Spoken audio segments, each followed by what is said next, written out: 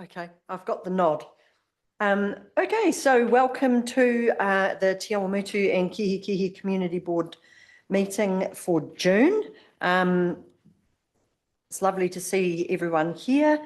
However, we do have some, sorry, I will open with a karakia, just about to miss that. So our karakia timatanga, me te whakapono, mā te tumanako, mā te te tero, mā te whakarongo, mā te mahitahi, mā te whakamomori, mā te aroha, ka taia e mātou.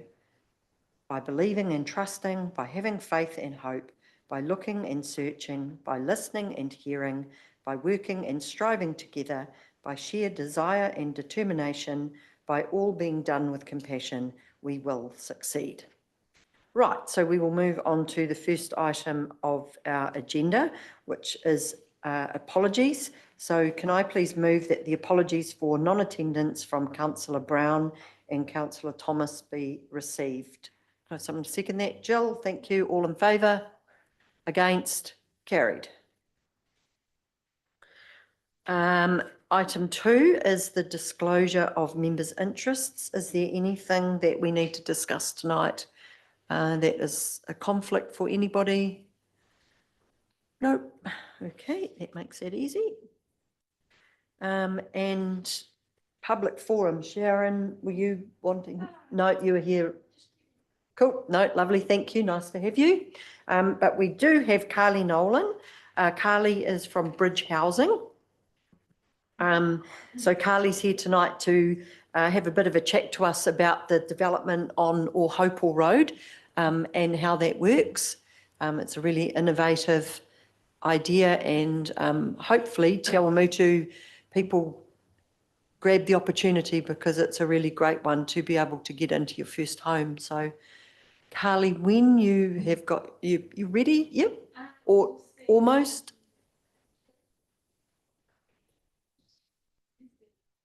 It's just been a bit slow. Okay, if you would like to wait a few minutes, if everybody's happy, we could do the confirmation of minutes and then come back to Carly to give her a moment.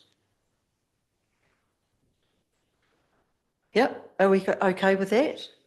Okay, let's do that then. So we'll just jump to item 4, confirmation of the minutes on pages 8 to 12. We do have a couple of corrections that are required under item 8. Selwyn, so in the second paragraph, it should say board member Taylor rather than Taya. We lost Jill's L. And then a little bit further down, Councillor Brown advised that the Selwyn village, that should be Sherwin village, Sherwin. Are there any other changes that are needed to those minutes that anyone's noticed? I was all happy. Okay. Can I please have someone move then that the Te Awamutu and Kihikihi Community Board confirms the open minutes of the meeting held on the 22nd of May 2024 as circulated with the agenda as a true and correct record of proceedings subject to the correction of minor errors? Jill, second Sally, all in favour? Against? Carried. Right. Does it come through? Cool. Thanks, Zoe.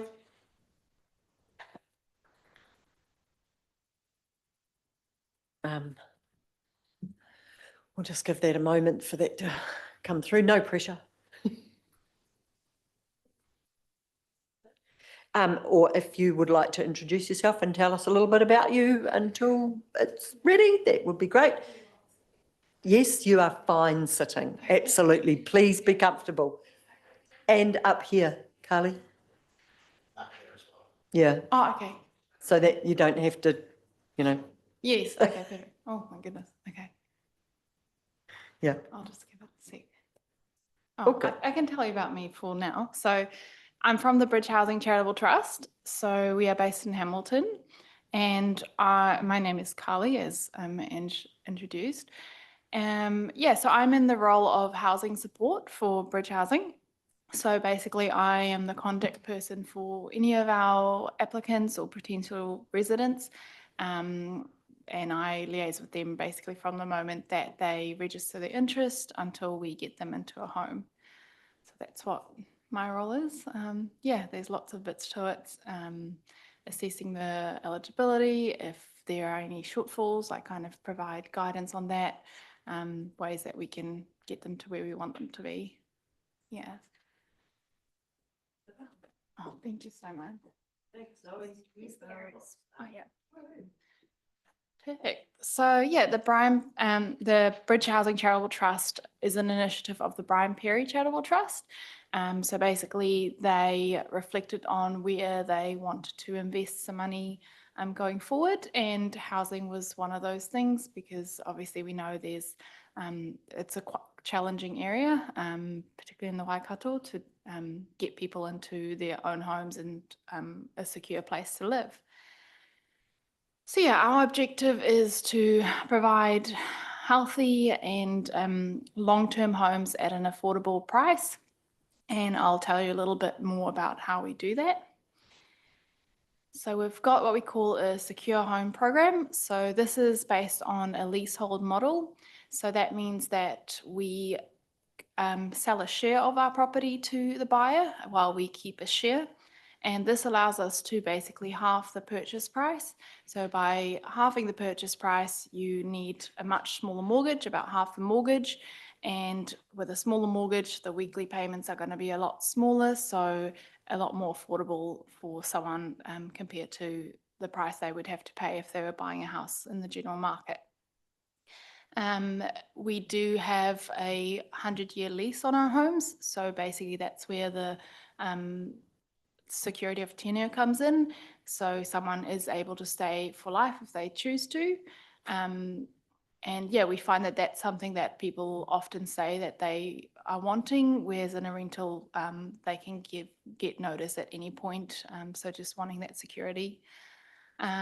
We also find that the price of the mortgage at the reduced amount, along with the other housing cost, which would be your council rates, which you pay as normal, your body corporate, because it is in a development, and the ground rent, which comes to us because we still own a share of the property. We do have a bit of ground rent coming to us. We find that the total of those costs do tend to be similar to what someone would be paying for a similar house on the rental market. But they get the benefits of living in a house with basically the same benefits as being in a freehold home, because they can stay as long as they like and we don't interfere. They get to just make it their home. If someone is wanting to move out of the home, they sell it back to us as a trust. And that means, one, they don't have to look for a buyer, don't have to go through real estate agents. And we also have another house available to sell on to another family to help them onto the property ladder. We sell the house, we buy the house back at the original price that they bought it, plus any inflation since that time, based on CPI. So most likely someone is going to get a bit of profit on the house, but if not, we always will buy it back at the minimum of the original cost. And the main benefit there is that in the time that they've been in the house, they had been paying money into their mortgage, which they can then access when they sell, as opposed to money paying in rent that they would never see again. So there's almost guaranteed to be a financial benefit, even if there's no additional profit. So that's just how that works in terms of the homes that we have available. So they are designed to be kind of a stepping stone, but they can also be the ideal size for someone wanting to downsize or just needing their own small space that they know they have security in. So our lowest price home that we have available at the moment is these ones here in Te Awamutu. They are selling for just under 300K with our leasehold program. And we have a 5% deposit on that, which is just over 14,000. So yeah, making that a lot more accessible as well in that way. And I'll tell you a bit more soon about what these houses are like. So just a couple of example scenarios.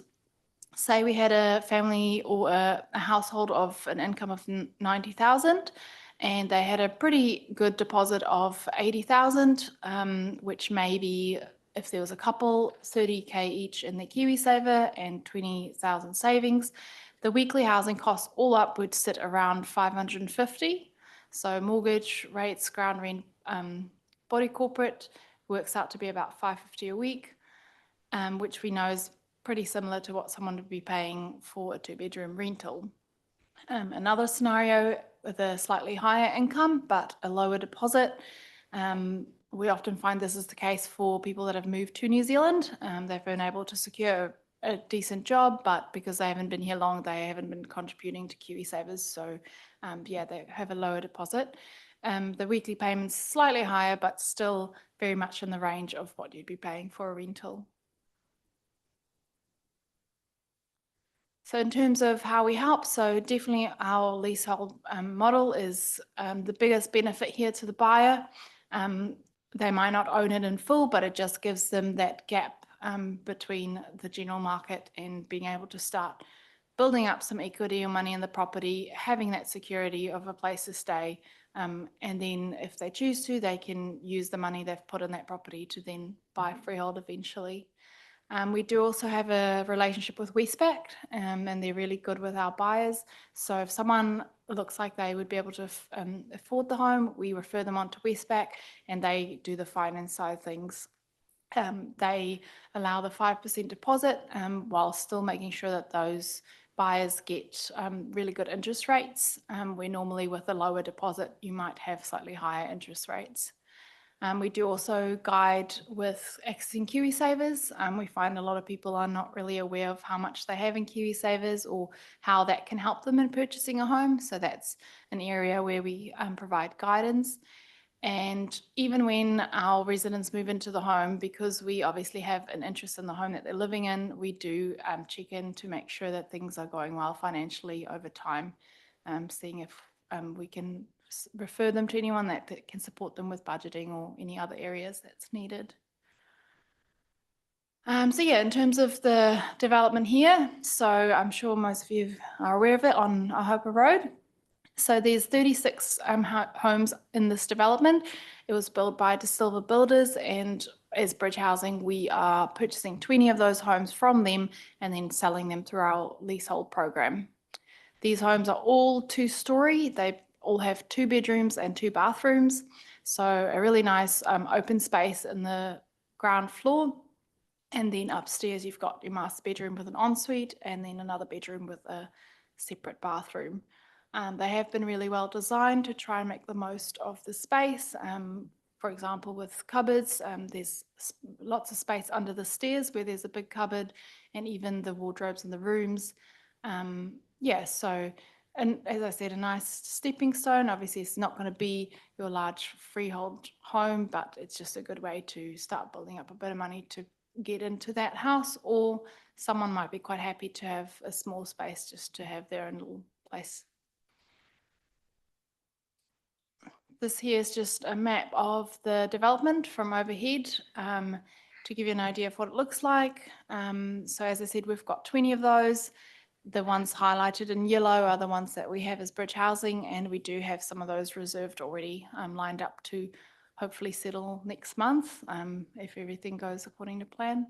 But yes, I would try and sell the rest and get people in as soon as possible. So in terms of eligibility, we have very basic criteria. The homes are aimed at first home buyers, just to help them get a step onto the property ladder. But there is a chance that if you have owned a home before and you are in a similar position to a first home buyer, that you could be eligible. We don't have a minimum income, but we do find that an income closer to 90,000 is ideal to meet the affordability of those weekly payments more comfortably. And then we do have an income cap of 150 just to make sure that we are allowing this opportunity for those who might need the support more. With that 90K, that I do have cases where that's lower if someone has a higher deposit. So it's just a case by case. And then just one last one, a small one, is that at least one of the people on the mortgage would need to be a New Zealand resident or citizen. So in terms of registering, we've got a really good form on our website, which sends an overview to me of someone's position, and then that allows me to determine whether the affordability might work or what we might need to do to allow that to work, looking at whether they might be able to get additional funds gifted from family, or just different little avenues. So yeah, that's the best place to refer someone to if they're interested, to go on our website. And we also have all this information that I've shared now on there as well. Yeah, so that's about it from me. If you have any questions, I'd be welcome to take them. And yeah, if you know of anyone that might want to look into this, definitely please refer them our way. Yeah, no, that's really interesting, Carly. So thank you. Has anyone got some questions, Jill? So as you can imagine, because it's on the main road, there's been a lot of people watching it being built and seeing what's happening. And I guess a lot of people are not interested because it's so close to the road. You can see into rooms from the roadside, which is a shame Yeah. that it was allowed to be so close to the road. Yeah. What are you able to say what the body corporate fee is and what the land fee is? So I only have draft budgets at the moment, but for the first year, the draft body corp is around 2,200 per unit for the year. Yeah, 2,000 a year 2,200 for the body corp a year. for the body corporate for one place. For one, Oh, yeah. that's pretty And good. that includes their home insurance as well, because we obviously would do it in bulk, and then like, they get a discount. And the land fee? Land, so we work it out as a percentage. So we've got 2% on the difference between, so basically on the trust share, so on the difference between the market value and what we are selling them for. So for the first year, that works out to be around 6,300. And then that will be reviewed annually. But yeah, that's what it works out on an annual basis. Yeah. No, that's great. But Thank you. like I said, we have done the numbers, and when we break it down, those weekly costs are in a similar range to a rental, or even if it's slightly more, you do get the benefit of being able to live in basically your own home. And so because you own that home while you're in it, you can't do any renovations? Yes, you can. You can? Yep. So the contract states the rules around that, but the sales contract, if it's more than 5,000, then it needs to come through us, because obviously there's probably structural changes and things. And obviously we do still keep consistency, like on the way they look from the outside. But yeah.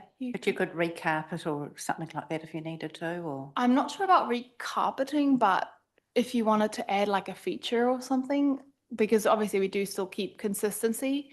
Again, I think if you came through us, because we still have an interest in the house and we just want to make sure it's going to be fine for when we on-sell it.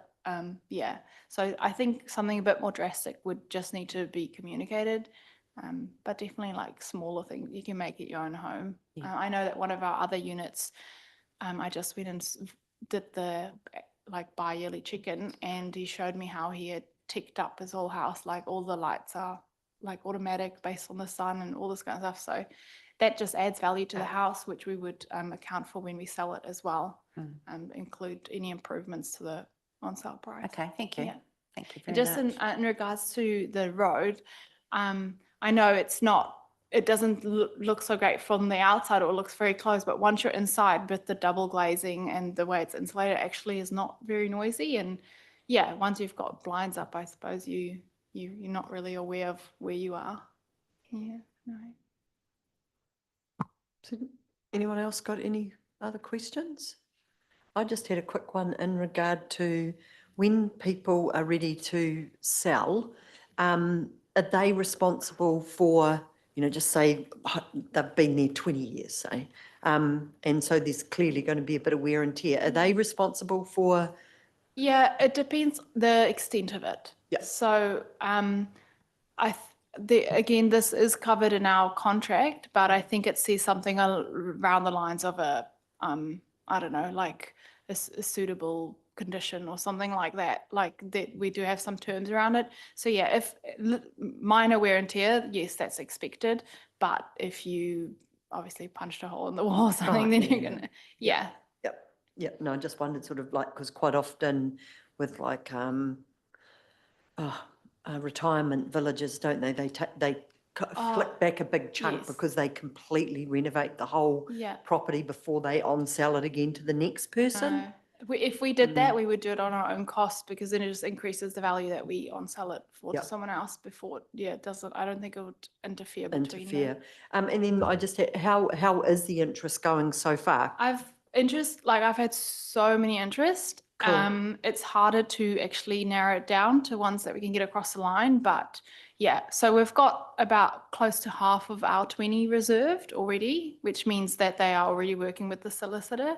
Oh, that's good. Yeah, so that's it's great. good. Yeah, it's because the ones in Cambridge went really well, didn't they? Yeah, it definitely was a much slower process. I think the market wasn't in our favor at all. It was a new concept, and I think this area is quite popular for first home buyers. So yeah, I've definitely found inquiries picked up a lot for this compared to Cambridge, but I think a lot of that was just the market as well, with the high interest rates made it really tough. Yeah. Oh no, that's really cool. Look, thank you so much for coming over today, and it's really neat to understand what's going on down there and have a much better handle. And I'm sure if anyone knows anybody, we'll definitely tell them to get in touch with you, because it does seem like a really great opportunity to be able to get into that first home, because by crikey, starting at 600,000 or 700,000 is a whole lot more, isn't it? So I generally do an open home about once a week. So on our Bridge Housing Facebook page, I post if I'm doing one. So if you ever want to pop around, because people often say, oh, it's much nicer than I thought. So I've heard a few people say that too, actually. Yeah, And they've said encourage you exactly to that. pop Oh, in. they're much more spacious than what they thought they were going to look like. So and I think once the shrubs and things are done along the road, it will definitely help the aesthetics at the front, won't it? So Yes. I see they're busy doing a whole lot of roadworks along there at the minute. So Didn't help hopefully with today's open home. no, no, I don't imagine it would. So no, look, thank you so very, very much. You are very welcome to stay and listen to our meeting.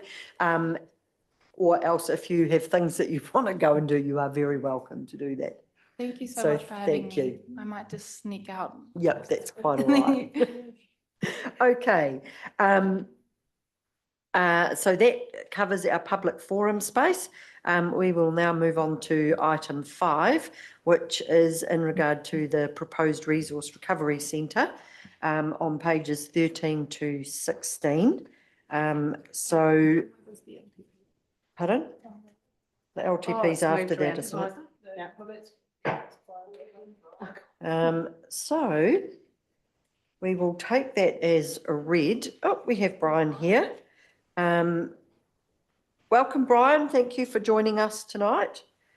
So we're taking your report as read, but if you've got some things you wanted to highlight or ask us, or then we can ask you, that would be great. So I'll hand over to you and then we'll come back to the questions. Yes, thank you, Madam Chair.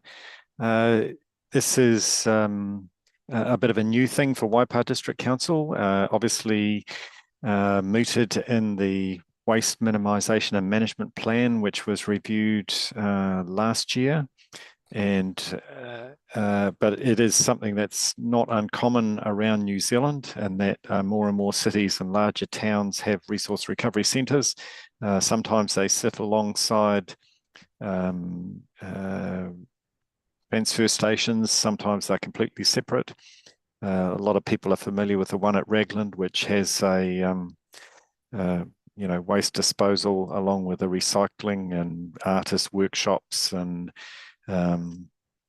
composting and all sorts of activities happen on the site. So they're increasingly common around the country. And we have put forward a business case in the long-term plan to be able to start one of these. But the progress we make in the future is very much dependent on the funding available, because the idea is that the capital cost is not rates funded, but comes from the waste minimisation levy and working with community groups who also wish to invest. So that's the sort of the plan. Obviously, this first one is planned for Cambridge, but the intention would be that we would also in the future be looking for a site in Te Awamutu that would be suitable for a resource recovery centre as well. So yes, happy to take any questions you may have. We got some questions. John. Good evening, Brian. I realised it was all Cambridge, and so will our waste minimisation officer work with the local groups herself, and I guess the community board could help a little bit there. But how long are we talking about before we can have a site in Te Awamutu? Yeah, that's a good question. I don't really have an answer for that. I guess when we started looking for a site, we explored potential sites with our property team, looking at what land council already owned, what land might be available on the market for lease. Obviously, to invest in a facility and get something running, we want sort of long-term security of a site. And we sort of, I guess, came up with a very few sites that were in the right sort of area, because this is sort of an industrial commercial sort of operation typically, with trucks and noise and customers and everything coming to the site. And so it needs to be in the right area of town with the right zoning, and the right, I guess, piece of land, because ideally it would be council-owned land to keep down the costs longer term. So there is work going on to investigate suitable land sites in Te Awamutu for a range of council activities into the future, and so there is potential that a Te Awamutu facility could fit onto that site as well, but until there's more information and I guess the commercial aspects of that are worked through, I couldn't say any more about that at the moment. But so there's possibility, but it's we don't have a Te Awamutu site or a plan just at the present time. Okay, thank you, Brian. Hopefully early next year we might have something. Yes, yeah, that'd be good. Has anyone else got any comments, questions? Sally? I was hoping you would. Thank you so much, Brian, for bringing this to the community board so promptly following mention of it at our last meeting. Truly appreciated. Very much in favour of the initiative as the Don't Burn Waipa group. Just wondering if you have had any interest from experienced community organisations and stakeholders been identified, and if so, who are they? Right. Yep, sure. I'm sure they won't mind me mentioning. One you would all be very familiar with is, of course, the urban miners, who would like to have a better long-term base. And this would certainly be a practical location for them, we believe. So we've had some discussions with them, and obviously they're operating across the district, which is great.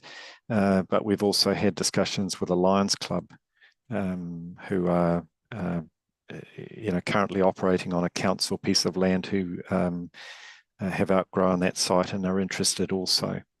But I mean, we intend to talk with more organisations. These were just two organisations who were, I guess, we'd already been in discussions with them about their resource recovery type activities.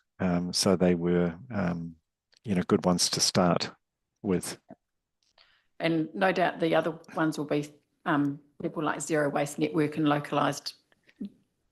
Yes, that are that's already right. in that field. Yep, we've had some discussions with extreme zero waste experts in this, because they have advised other councils around the country about how to set these things up, and what good looks like, I guess, because they've had a lot of experience across the country. Yeah. Now, just a curiosity for Te Awamutu. The Daphne Street waste management used to be amazing. It used to be. Is there any chance, or what happens there? I'm unfamiliar, but it used to have something along these lines. That? Yeah, it had Yeah. recycling and it had a sale in the garage aspect. Oh, they used to have that little. And a lady by the name of Magpie. Right. I guess it's been a few years since I've visited that transfer station, so I'm not familiar with how it operates at the present time. You may know more about it than I do, actually. So, but my understanding that it is a completely private commercial operation there. So we haven't had any discussions with them about this sort of thing.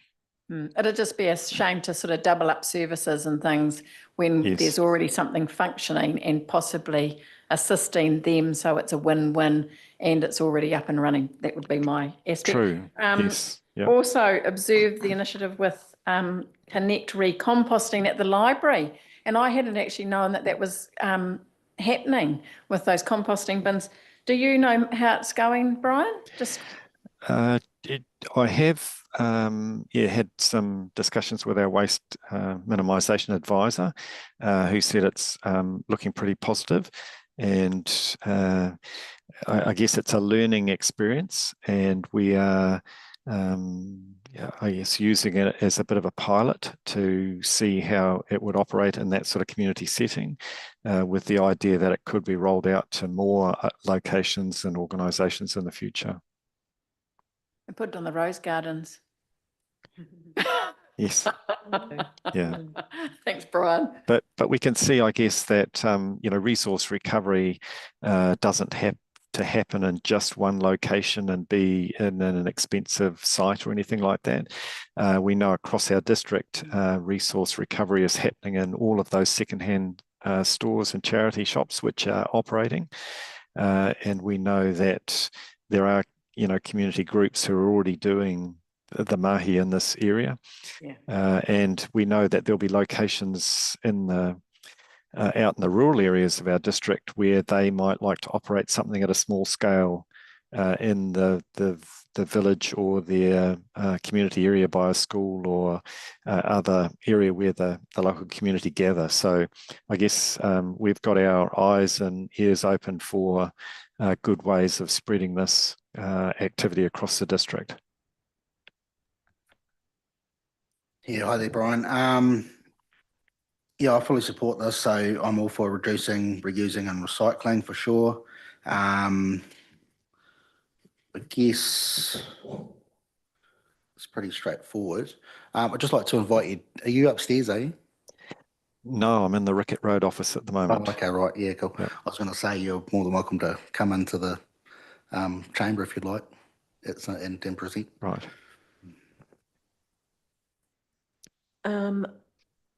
John, did you have anything? Right, I have a couple of things. So, do you know what's happening with the old red bin site? Is that still owned by? Is it? No, it's not Baines. It was who bought it? Enviro Waste bought that one, didn't they? But did they buy the land or? I'm sorry, whereabouts is that On site? Patarangi Road, where Red Bins was, on the way to the sewage pond. Right, okay. And it's burnt out, well, got burnt, got gutted. Yeah. So I couldn't say who owns that site now. I know that it was originally bought from the adjacent landowner, and when council decided to get out of that business, it may well have been sold back to that landowner, but I'm pretty sure it does not belong to council. So I would say there's a good chance that it's owned by the landowner who owns the surrounding land. But that's something I could check out and get back to you in an email if you like. Okay, yeah, that'd be great, Brian. It's just sort of as a starting point and that whole idea about working with, I've just got to think, it's waste management that are Daphne Street, isn't it? Yeah, waste, I'm sure it is. Have I got them around the right way? Don't want to insult the rubbish companies. I like that idea. One of the ideas that I had heard mooted was that we had, like you made a big resource centre over in Cambridge because there's more room at the possible site, and that we had something that was more of a depot type of place here. Is that, but now with this discussion, it sounds like we're both going to have a big one each. I'm just trying to, Yep. save money, I suppose, a little bit. Yes, I don't think that decision has been made. At this stage, we've Okay. Developed a business case that has suggested it would be a site that would have a like a community shop type activity. Then there would be obviously a place where you could drive in and drop off materials. There would be, potentially that space for the urban miners to do their processing. The lions. There could be some of those activities that happen, like at the Raglan waste. You could have a secondhand timber or metal yard where people can drop that material off and it can be reused or resold. I guess it's something that will evolve over time rather than having a fixed idea that it must include this and this and this. We're really quite flexible, and hence why we want to have a reasonably good area so that it can grow over time. And I guess we're trying to learn lessons from how other people have done it. Start off with the things that will work and will attract customers and community groups who want to be part of it, but give space to grow over time. And I guess the idea for Te Amutu would be similar. There'll be some activities that'll be sort of essential to create a base, but then other activities could grow over time. So making sure there's enough land around the site to accommodate some growth. Okay. So then my last question was, starting with a statement, when I presented to the SP, I think it was SPMP, Mayor Susan, the resource centre thing came up, and it's something that the Cambridge Community Board have looked at. It's something obviously that as a community board, we've advocated for e-waste and supported urban miners, the battery recycling. So something that we've been passionate about and been involved with for a number of years. So, thank you for your report. What I'm getting to is, how do you see the community board, or do you see the community board being involved in this in any capacity? And if so, how and where can we be of assistance? Right. Well, I think the sort of the model is to have a lot of community involvement with these sorts of facilities, because they are, I guess, as we see it already with these activities that are going on with urban miners and Lions and other charities, that there is both opportunity for people to be involved, volunteers, but also as they grow in scale, there can be paid employees who are managing the site. So it is really the perfect opportunity for the community board to gather supporters and ideas and make contacts with interested community parties who want to be involved, and I guess share the message. And as these activities get underway, whether there's fundraising or other activities that are needed, championing of the of the activity is going to be valuable, because it is the sort of thing we want the community to get behind. I think where these things are successful around the country, there is a lot of community involvement. Yeah. Cool. No, that sounds good. It's just sort of so we know and have some sort of direction as to like what we need to do or where we can help, because often we sometimes feel like we're not really very sure. So Yes. Yeah. great. Now, I guess it's the sort of thing, because it is brand new. We're all feeling our way within these processes. Yep. No, that sounds good. By the way, Oh, have you another question? Sure. it's not really a question. It's sort of like to encourage our towns and things. It'd be really nice to sort of be on board and practice what we preach, and with renewals and things, seeing complete clean outs and then a new playground go in, and I see that there are renewals coming up in other places. It'd be really neat to utilise what is there, and I know that there are requirements for safety, but it'd be really nice to start practicing some of this, what we're talking about. It's sort of like the left hand and the right hand aren't marrying in, and it's not being demonstrated. And I think if we as a council are proposing this sort of type of activity from our people and are expecting this behaviour, we need to be, it'd be really nice to be demonstrating that. Yes. So that's my bent. Yeah. And a bit of a plug for, let's look at what we've got. Let's get creative. Fences are, if you go out to the Raglan site, they've made them with spoked wheels. We've talked about a place, an area that's got a waterway that's a bit risque. We could put wheels in there and make it quite simple but quite unique, and practice what we're preaching here around the table and with waste minimalisation. Yep, no, I fully agree with you on that. And our waste minimisation team here are sort of always looking for those opportunities. And as staff, we do have discussions amongst teams of, if things are being demolished, is there opportunity for reusing? And that's part of our carbon reduction thinking, in terms of, if you've got to buy new or get new resources in, it's going to likely have a higher carbon impact than if you can reuse something. A bit of an example, we milled all the asphalt off Alexandra Street, the rough potholed part by Fonterra there at the end of the street by the railway line. And so we've stockpiled that material, and we'll reuse that in other roading projects over the next 6 months or so.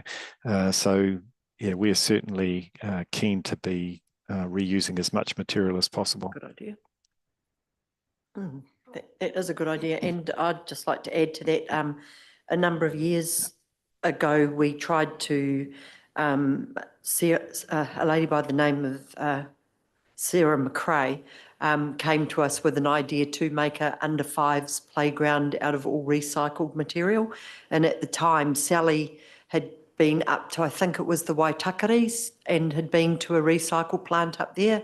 And they actually had built a whole playground in their recycling resource recovery centre. And they'd done some really cool things. So, like those music things, they'd made them out of old pots.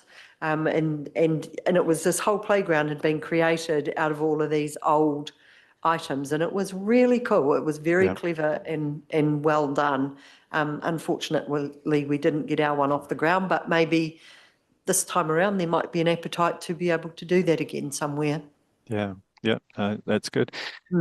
Just some of you may not know, or some of you may well know and know more about it than me, but there's a plant in Cambridge that's turning tyres into crumb, which is then used on sports fields and into matting and other stuff like that.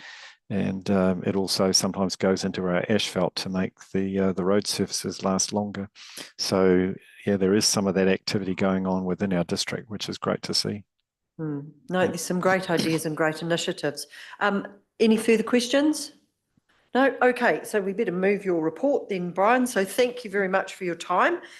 So can I please have let's start that again. Can I please have someone to move that the Te Awamutu and Kihikihi Community Board receive the report of Brian Hudson, Manager Transportation, titled Resource Recovery Centre? Jill, John, all in favour? Against? Carried. Right, so thanks, Brian, and I think we now move on to item Thank you. 6. We have the introduction into the LTP, and I think I spotted Melissa floating around up on the screen. Welcome, Melissa. So we've got Melissa Russo, who is the Manager of Strategy. So Melissa, we'll hand over to you and then we'll bomb you with any questions that we might have. Thank you. Perfect. Thanks, Ange. Welcome. So kicking start the 2025-34 LTP. We haven't really got a break at all. We adopted the enhanced annual plan yesterday. So it's all going in strategy space. But the purpose of this report is just to provide an overview of the approach that we're taking to this LTP.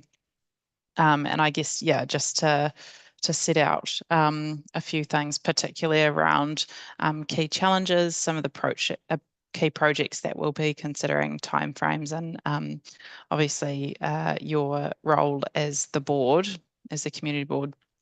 So I will take the memo as read and I'll just point out a few key points.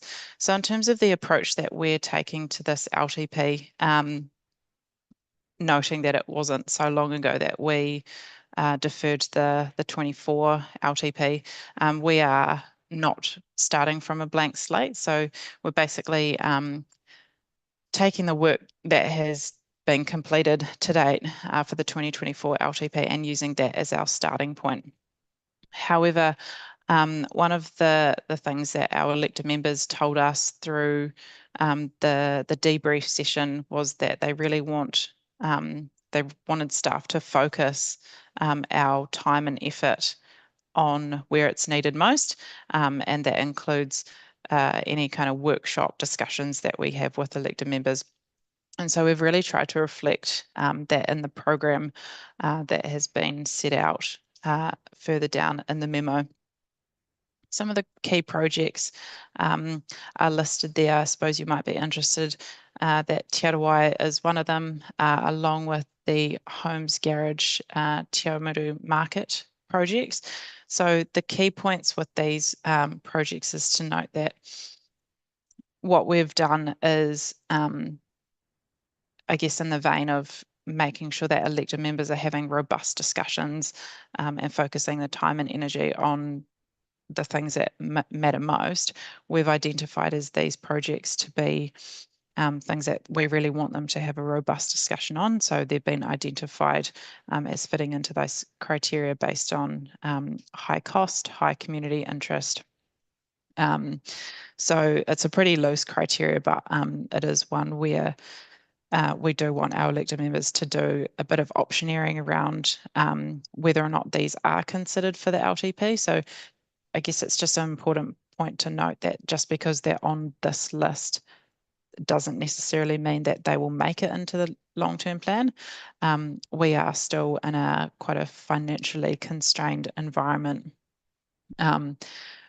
We did have a presentation from Brad Olson from Infometrics about a month ago now, and unfortunately the economic outlook, at least in the short term, isn't likely to it's not swaying things in our favour.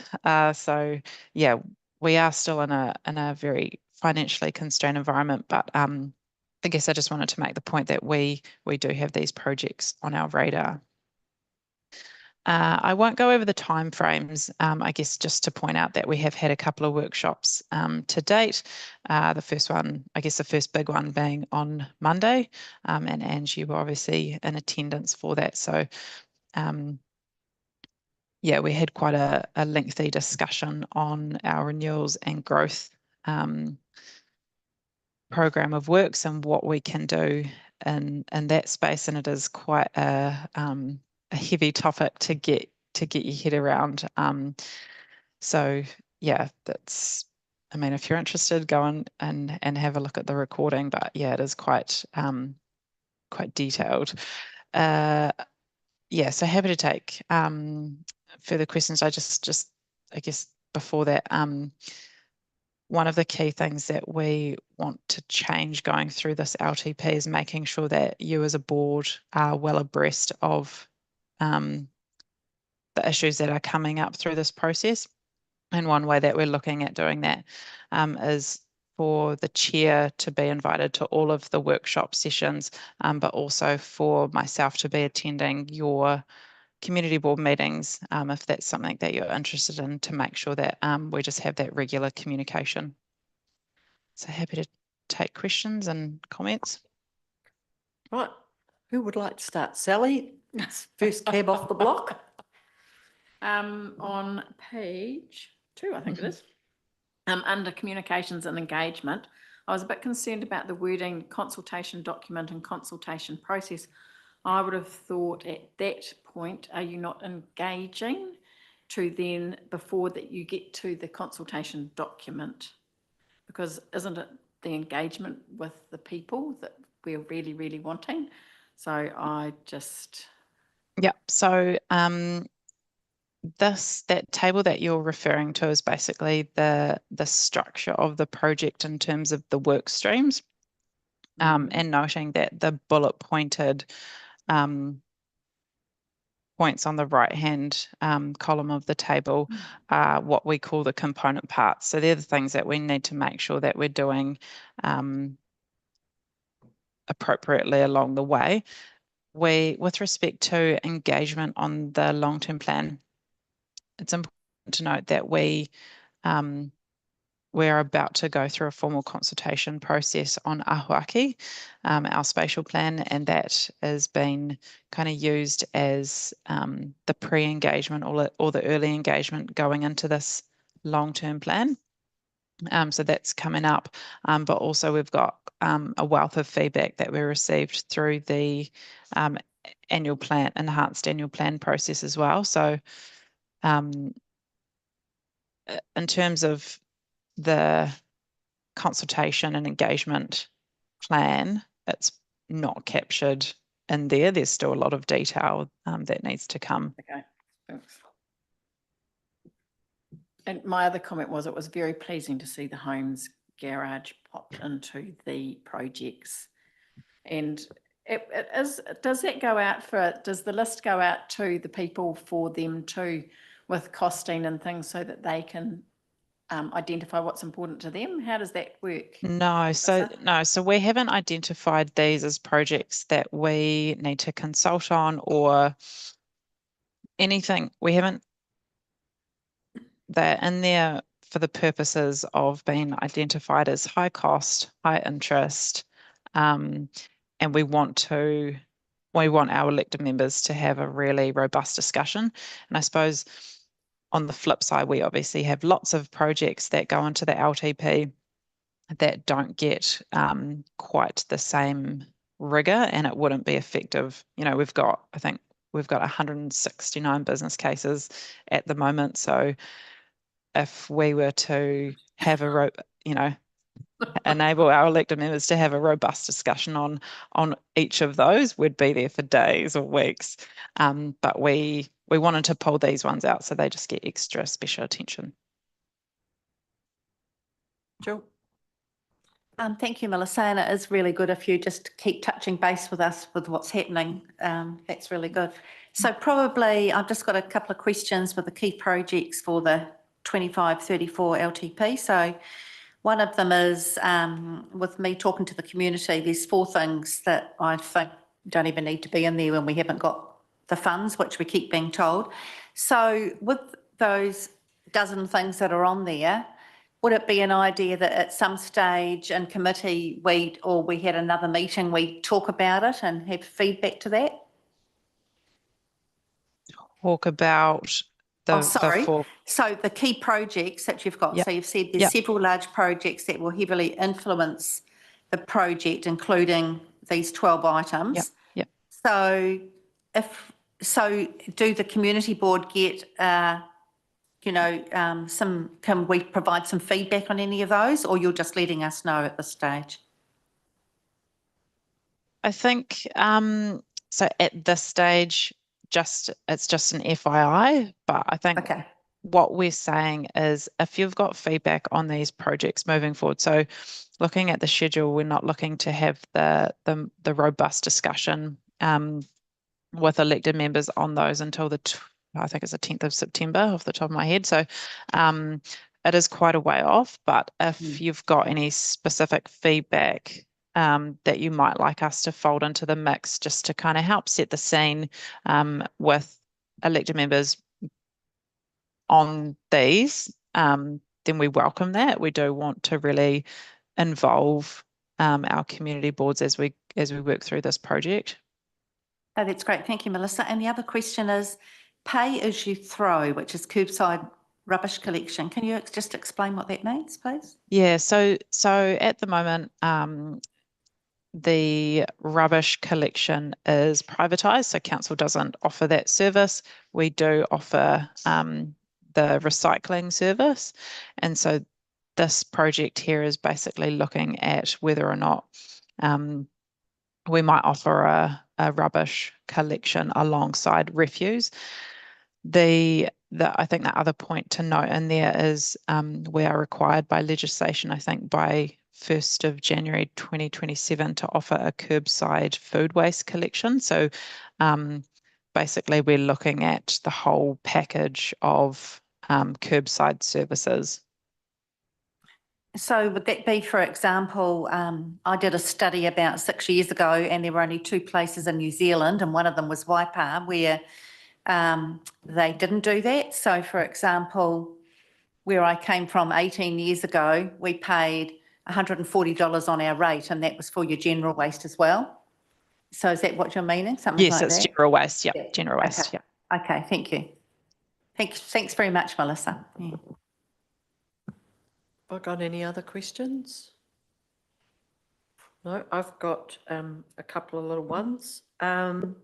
So just wondering on that key projects list, was there a reason that the Kiki Sports Hub didn't get onto that list? Because I know that's something that there's been some feasibility studies and things happening at the moment, or there was some money thrown at it to do that. So I just wondered whether the Kiki Community Hub, did you mean that as a sports hub or Yes, is that the community hub as separate?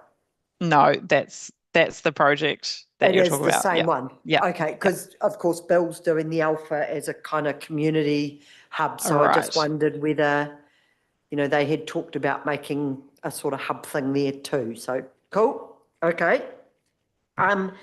As we go along and head towards the LTP, and I have struggled with this, how, if we have something that we would like to see get onto the LTP to be considered, like we miraculously got the Homes Garage, and I'm still not quite sure what I did right to get that there, or what Shane did right to get that there, but it's like, yes.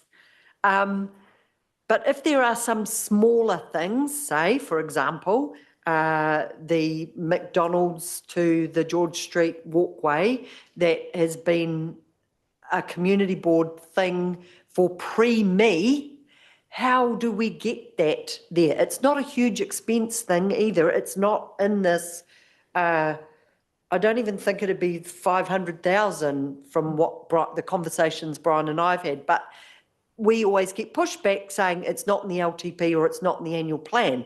So how do we do that? So there's that one, before you answer that one. Okay. Another one that is to do with that kind of thing is having some sort of work plan to zhuzh up the main street. Again, I made some inquiries on behalf of the retailers a while back saying, you know, is there any money? And I know it's not going to be right now because we don't have that money, but surely for both our main streets, Cambridge and Te Awamutu, that there should be some funding put aside for every 5 years or every 10 years, that there is a decent chunk of money to, you know, give it a really good spruce up, because, you know, like they do start to look sad and tired. So that's my question. How? Yeah, great. Yeah, and it is a great question. So from memory, the George Street to McDonald's pedestrian access, that was part of your enhanced annual plan submission? Yeah, I think I think. I bang I on c- about it every yeah, single time. So and it's, yep, it's always and I there. can't, yeah, and I can't quite recall about the CBD I upgrades. haven't actually banged that one, but I've in a annual plan submission, but it has been something just on the side. Okay. I've made inquiries through Dawn and Brian and said, you know, is there Okay. funding? And not really.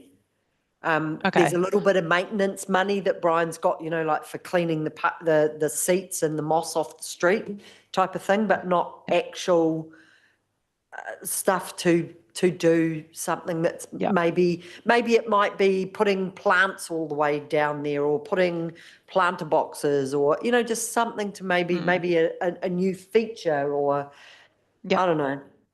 Yeah. So first and foremost, we'll be taking your feedback from the enhanced annual plan, and making sure that we try and accommodate that. You're not the only one. We received obviously lots of feedback from other groups within our community as well that we'll be using to help kind of feed into this long-term plan in the context of that early engagement. If you are looking for anything that may not be on our radar already, I would suggest you either send an email to me or the relevant manager of that area. Okay. And I would suggest you to do that sooner rather than later. Yeah. No, I will on those Yeah. couple of things, because they've, you know, the McDonald's thing has just been going on and on and on. And Yeah. I know the CBD one is really important to the retailers, you know, like they have been asking for a long time. And we sort of start these initial conversations with them saying, you know, how would you like to participate? There was a whole group that got set up under, forgotten their names, Ruth will know about it, Ruth Nolan, and the comms manager, not the comms manager, the community strategy person at the time, and I can't think who that was, blonde lady. Anyway, it'll come to me later. But, you know, like we've been having these discussions and asking for their feedback, and then it stops. And I know that the retailers as a group feel very unheard. And so it would be great just to be able to say, hey, we've got this into our long-term plan, or maybe into Ahuaki in some manner that says, yep, we recognise that our main street is the bit that attracts people. It needs to look good, and that we need to allow some funding to be there for it at intervals to you know, make it look good or give it a freshen up. I suppose the only other thing that I would say, Te Awamutu Community Board has a strategic plan, is that right? Yeah. So I would also also encourage you to use that Okay. as something to kind of demonstrate that it's not just an idea that you've come up with, or you're not responding to something. This is something that's been in train for a while, and Okay. I guess, I mean, I don't know what other projects you've got on there, but we are in a really financially constrained environment. And so that's why I'm saying it's not something right now. And I suppose our strategic plan has been predominantly around things that we can do, or that we are likely to get across the line, as opposed to putting in things that we pretty much have struggled to get traction on. But we could definitely look at that as a way of saying, well, you know, like this is one of our more out there things, that it's something that we would like to see. This is what our strategy is to get it into the long-term plan.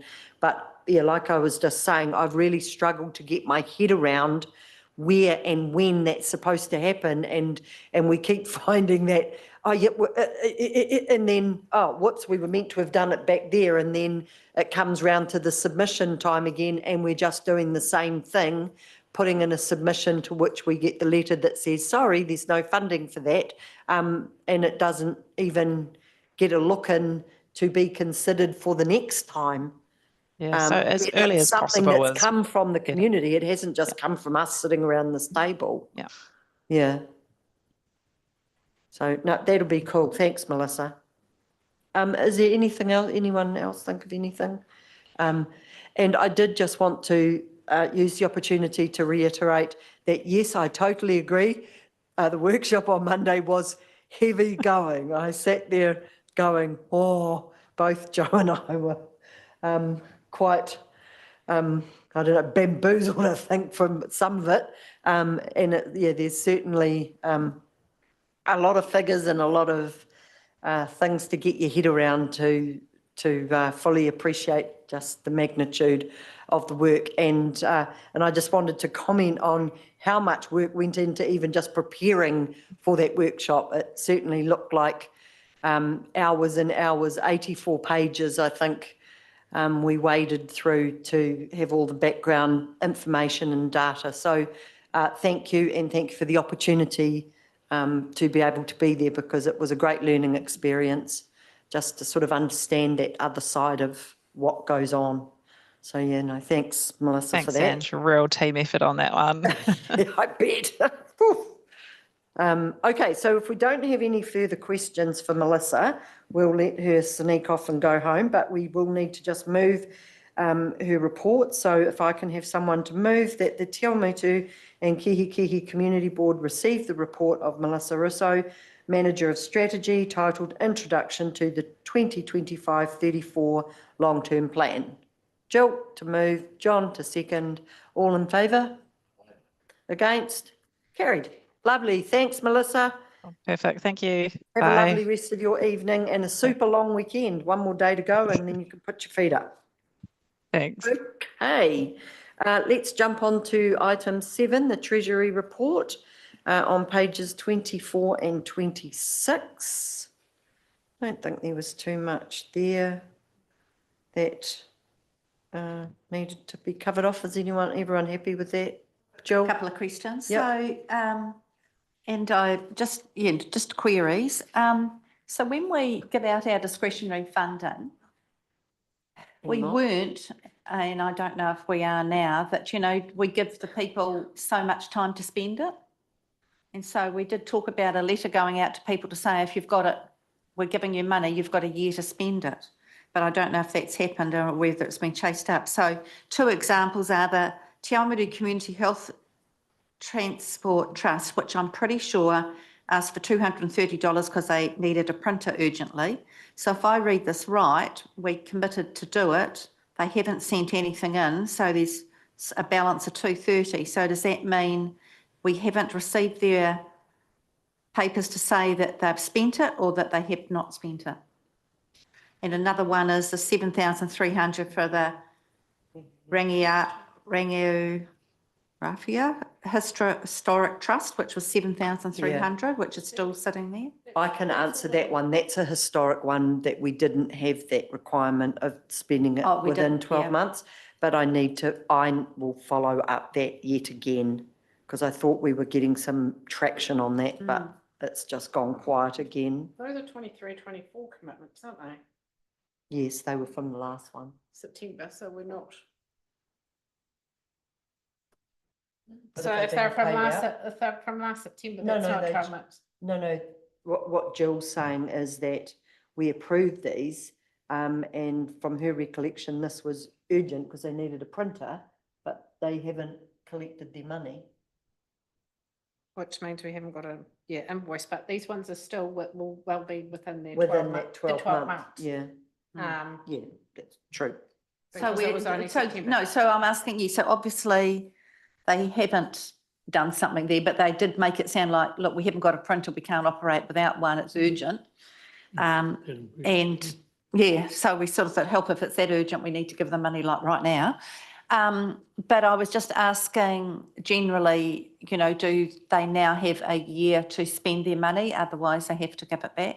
Well, one of the conditions on this current set of grants is Yes. that it was supposed to be used within 12 months. Some of the ones that are older than that, they may have slightly different terms because. That rang you off your one. Yeah, so Okay. it all No, depends. that's fine. It's the terms at the time that the grant was granted that apply. Okay, no, I just wanted to Yeah. know. Thank you. Cool. Anyone else got anything? Look, let's move that one then. So if I can have someone to move that the Awamutu-Kihikihi Community Board receives the report of Native Milne Financial Accountant titled Treasury Report for the period ended 31 May 2024. John, someone to second that? Kane, all in favour? Against? Carried. Right, item 8, meetings or interactions board members have made and attended. So who would like to start? Kane? Dyson Districts, the 13th of June, I believe, or 15th.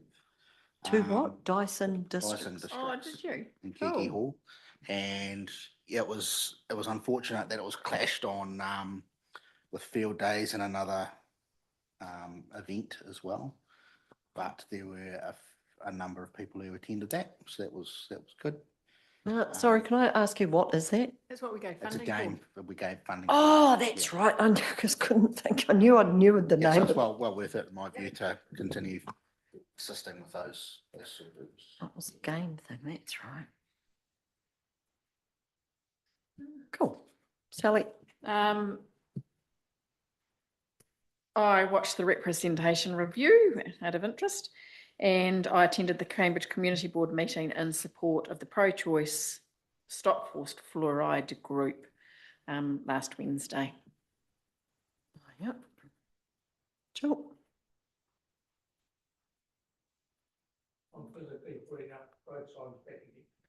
Physically putting up road signs again, Oak Ridge and Windermere Place. Someone knocked it down last night and I've replaced it. I put it back again. Actually, I see there's a few signs down around the place. I And- can't think and there's where I one saw next- some. and There's a there's whole my heap. house, Yeah, you need to let them know to get someone to get up a ladder. I had to dig a hole. I was fine. Oh, okay. Otherwise, Antino is very good for that. Take a photo, report it and send it in. The other scenario is I went and saw council staff. There's a couple of big holes. I believe it's in the Fresh Choice car park where the trucks back in. Two big holes there next to the cesspit. So it's all been marked. It's had a cone in it. It's nice and pink, so someone won't fall in it. Other than Nice. that, I haven't had time to do anything. Okay. Right, so I need to find the report from our lovely fellows. Let me just do that. Oh, actually, I might come back to the report because I've just got this other one that I wanted to quickly run through. So back on the 27th of May, I attended along with Jill, the Memorial Park inaugural meeting with the stakeholders. On balance, it went really well, and we've agreed that we will meet again to progress things a bit further and try and basically iron out any of those bumps that we had raised. So there were a few sort of issues around, like the pond and just exactly what was happening, where things were going, some timeframes. One of the things that, or a couple of things that came up were moving the perfume garden. So Brad's actually got back to me on that and said that it'll come up at our next Memorial Park meeting. So there's a possibility that they're open to us looking at moving the pergola. There's been some suggestions for it to just go along a little bit, but there's also been a suggestion for it to be moved onto the other side. So we'll just need to talk to a few people and see what kind of appetite there is for that. But that did go pretty well as a as a starting place. And it was great to have Oren Kapua and Hazel Wanda there as well, and be able to, you know, like speak with them in person. So, John? Can you just let me know when that meeting is next so I can come along just to see what's going on? I'm not sure that well, it depends if someone wants to swap, but it's not just they've limited it to 2 people from each group per meeting, so. Or I'll discuss it with Lou and see if I can join with him, but if I can't, no big deal. Yeah, but otherwise come with the RSA, or else if Jill can't come or if I can't go, you're very welcome to go. Just let me know. I don't know about the RSA because there is another member of the RSA that's sort of supposed to work with Lou. Oh, yeah, okay. And the reason I didn't make that playground opening, I ended up in the hotel on the hill for a couple of nights. That's the hospital. Oh, hospital, okay. So we went to that. I've been busy with some of the community. I've been speaking with a Kihikihi resident that has some concerns around some permanent accommodation that is not properly consented. So I'm just going to help support them. I've been working with Dave Nordell in regard to the Walton Street improvements. There was a bit of a problem there in regard to the fire engine, but with Brian and Dawn's help, we've got that rectified, and now the fire engine can get in and out. I've also had some discussions with Brian again in regard to well, it started off with a bus at this point. Hopefully it remains a bus, but there appears to be a problem for buses coming up Church Street, turning left into Whitmore Street, that if it's a big long bus, they can't, or a big truck, they can't actually get around there anymore. So this particular day, the bus got stuck. So we've let the roading team know, and Dave is currently letting the teachers know, so that message hopefully gets passed on. We've also had some other issues that I've passed on for them out there in regard to people parking in the cycleway, on the reserve, and also in the road. So Dave was saying, which I've passed on to again to the roading team, that there was a car was waiting for somebody and just stopped in the road just around the corner beside the playground. So that he said it was just really lucky that the traffic that was coming around was able to go around them because there was no one coming the other way, but they were just plopped right in the road. So there definitely needs to be a bit of education going on out there. So from a community board perspective, we could possibly help that by any conversations we have out there, that we remind people that they can no longer stop in the road. They just might need to park a bit further down. So yeah, good luck with that. That's kind of what Dave said, but we've let them know. So hopefully we can sort that out. That was that one. Brad got back to me in regard to also, I had inquired about the bridge panels in the Te Awamutu War Memorial Park, because I was a little bit concerned about just how long this has been taking. So his feedback was that, yes, they've taken some time to design and develop. They'd used a designer nominated by Mana Whenua, and their capacity was quite constrained at the time. Anyway, long story, but basically they're getting there, and they are hoping, fingers crossed, for the panels to be installed late August or early September. So with a bit of luck, that is going to happen. I also asked if there was any chance of getting some timber battens for those bridges, because I thought that might look a little bit smarter and nicer, tie in with the nice battening that goes out along the edge of the playground, but apparently budget's a bit tight. I didn't really realise battens were that expensive, but never mind. Hopefully we might be able to find someone that might like to sponsor them maybe, so that it could look nice, but He thinks it's a good idea, we just don't have the money, which is true. What else do we have from here? Won't worry about that one. Walkways, I might just forward the rest of this to you guys because, the one I did want to bring up was the improvements to the Pikaro Reserve, the dog park. Remember, we sort of talked about that. So he did just let us know that the community services team are currently working with the waters team to provide some landscaping in the dog area as part of their stormwater project. So that will include shaping the land, pathways, a small pump track and tree plantings.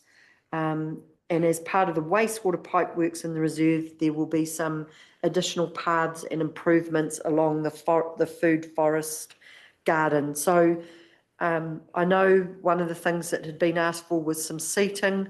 So maybe when they're done with that, that might be something that we could consider and use a little bit of our funding and maybe get a couple of seats or men's shed involved to add a couple of seats if that's not in their budget.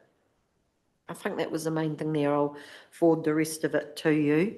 So that's that one. I spoke with Ken Hubert, or I received an email from Ken in regard to the good old sign coming into Te Awamutu. He was commenting again, not him again, but it's come up again, that the welcome to Te Awamutu sign looks very dated and tardy. It's really not very inviting at all. And that's something that I was quite keen to discuss with everyone at some point and see if there is an appetite for us to use a bit of money and maybe just get a sign of some sort that could go there that just was a little bit more brighter and a bit more modern, saying welcome to Te Awamutu, something that incorporates the Rotary, the Lions and any other key organisations that should be a part of it. I know when we approached this last time, we were asked not to do anything because it was going to tie in with Te Arawai. Well, based on the fact that, Te Arawai isn't going to be happening in the next few years, and it does look really, really, I think for $1,500 or maybe a couple of $1,000, we could have something that looks smart and nice, that is a little bit more welcoming to come to Te Awamutu. So, yeah. And didn't we talk about even some of the high school students in the year 13 might like to design something or? Well, yeah, that Yeah. could be something you Lots could of look at, different but things. yeah, absolutely involve the community. So maybe that's something we can have a talk about. Melissa, and I've already alluded to the fact that I attended the LTP workshop. Lots of debt level ratio stuff and complicated things that things certainly are going to be very hard in this current environment. That does come across very loud and clear. The other meeting that I attended with Mark was an initial meeting in regard to the Kaipaka Pā idea with Anna Greenhill from Waipa Networks.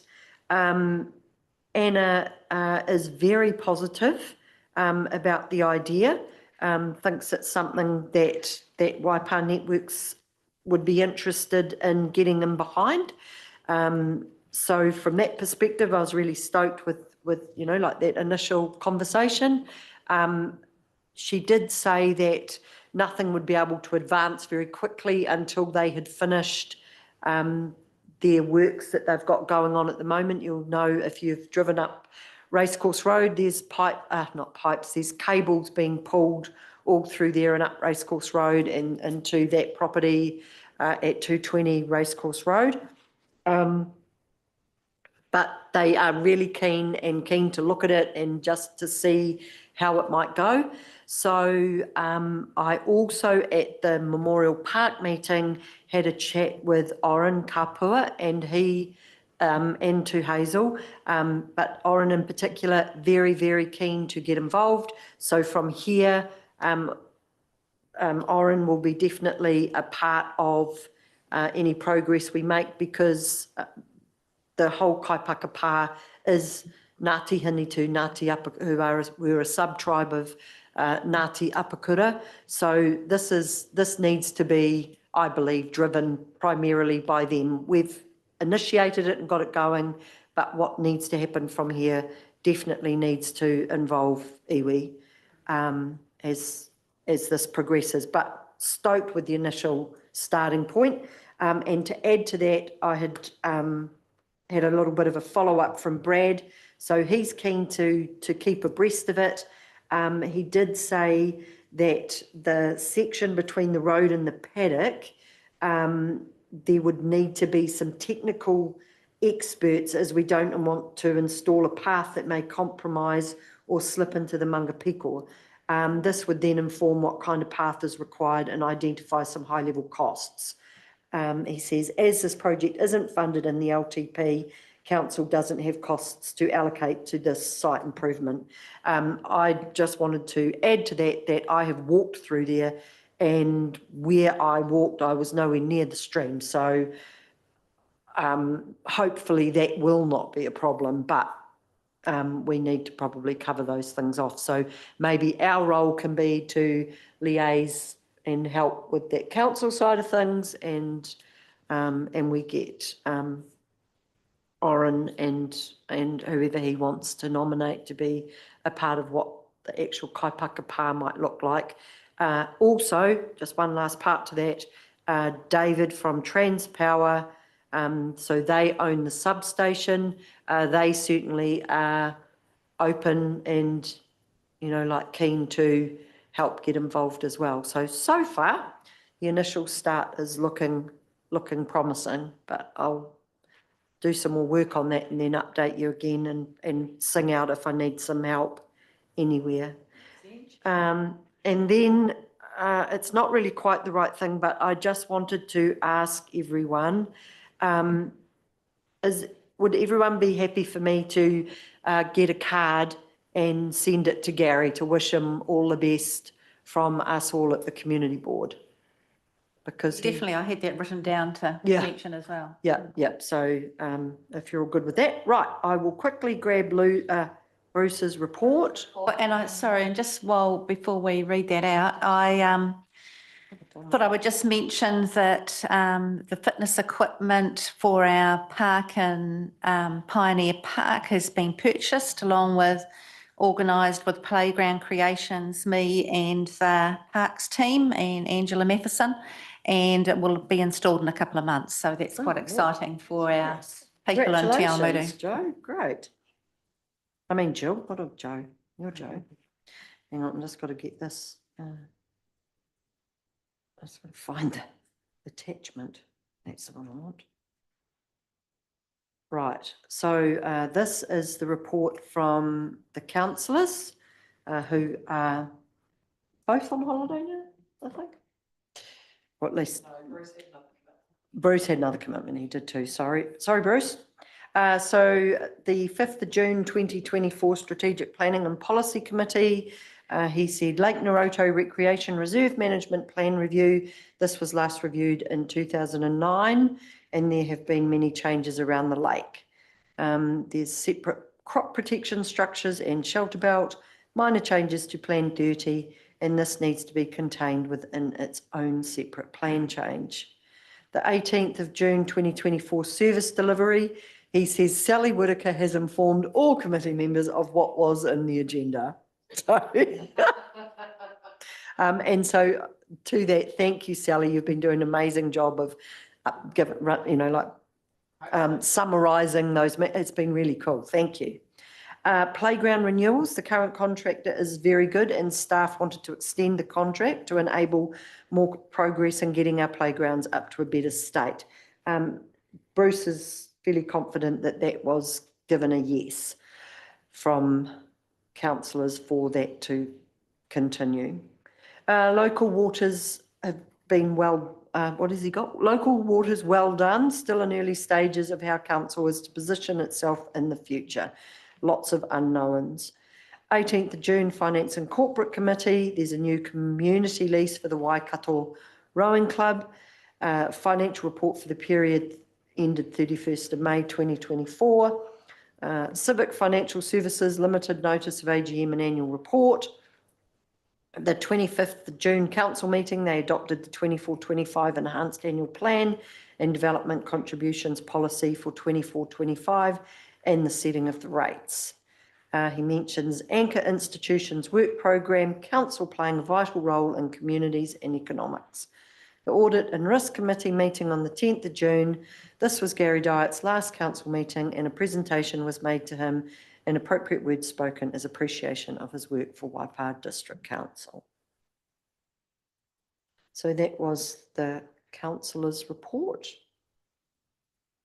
Which I think that's covered everything. I don't. So, think I've and missed anything. you gave us the opportunity if we wanted to ask Bruce any questions too. Oh, yes, so. So I asked him, with the Lake Naroto Recreation Reserve, why has it not been reviewed since 2009? Why are not, I had a position once, not in council, where, you know, policies were reviewed a lot more often than some of the ones are here. So I said, why had not it been reviewed since 2009? He said it didn't seem to have been necessary, but because of all the trouble they're having with the water now, they said they have to review it. Oh, okay, Whereas my question is why, when it's waited so long. And also with playground renewals, I asked him about that. And I said, you know, if we haven't got funding, which we're just so desperate to try and find money, why are we still progressing on our playgrounds to get them up to a better state? And I said, surely if you haven't got the funds, you're just focusing on health and safety. And when he says a better state, how do you take that? And a better state, he means just updating them, I believe. But I sort of thought, and so I mentioned the health and safety. He said, no, we very often have health and safety audits done on the playground, so they are up to health and safety standards. It's just being renewed because they want to make them look better. But again, you know, if we're all the time saying we haven't got the funding, why are we doing that? So, you know, just at the moment when we haven't got funding. So I just asked those two questions. So those were the answers I got back. Okay, cool. Nice. Thanks, Jill. Okay, so if that covers that off, I've definitely finished on my little list. We can go on to the date of the next meeting, which will be, we get a holiday. The next, I didn't need to move that, no, I didn't. The next Te Awamutu-Kihikihi Community Board is to be held at 6 p.m. on Wednesday, the 28th of August. So make sure you put it in your calendar because you'll be having a nice lengthy time before your next meeting. However, I'm sure I can find lots of jobs for you to do, so you won't be getting off too lightly.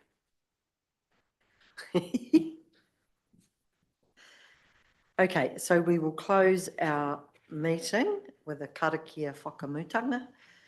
Kua mutu a mātou mahi mō tēnei wā mana ki tia mai mātou katoa o mātou hoa o mātou whānau ai o ki te aorangi.